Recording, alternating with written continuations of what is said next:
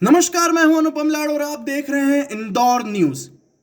इस आपदा में कोरोना वायरस के साथ एक और बीमारी ने अपने पैर पसार लिए हैं, जो कि ब्लैक फंगस के रूप में सामने आई है।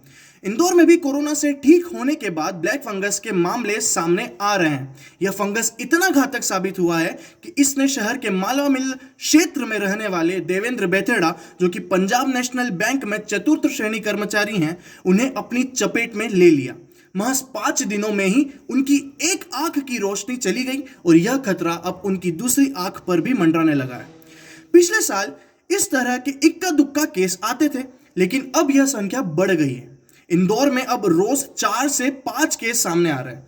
23 अप्रैल को देवेंद्र ने आरटीपीसीआर टेस्ट करवाया तो उसमें उनकी रिपोर्ट पॉजिटिव आई। घर पर ही दवा और ऑक्सीजन उन्हें दी जा रही थी। वह धीरे धीरे ठीक भी होने लगे थे। अचानक 3 मई को देवेंद्र के सर में दर्द होने लगा। उनके परिजनों के द्वारा उन्हें एक निजी अस्पताल में दिखाया गया। मई को एक डॉक्टर ने उन्हें ऑर्बिट एमआरआई कराने की सलाह दी। इस टेस्ट में ब्रेन और आंख नाक सभी इंफेक्शन का पता चलता है।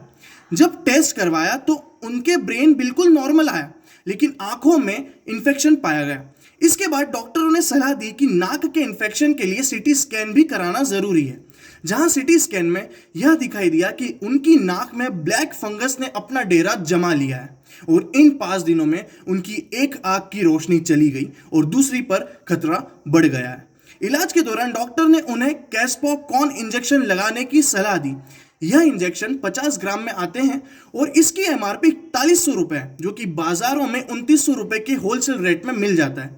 यह मरीज को 7 दिनों तक सुबह और शाम को लगने थे।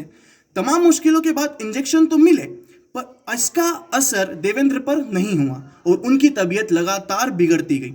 डॉक्टर द्वारा इस ब्लैक फंगस वायरस होने का कारण इम्यूनिटी की कमी ही बताई जा रही है और शरीर में स्टेरॉइड की मात्रा से भी यह फंगस शरीर पर हावी हो रहा है, लेकिन इस जानकारी पर भी अभी शोध जारी है। तो ये था आज का कुछ प्रमुख खबर। ऐसी ही तमाम खबरों के लिए बने रहें इंदौर न्यूज के साथ।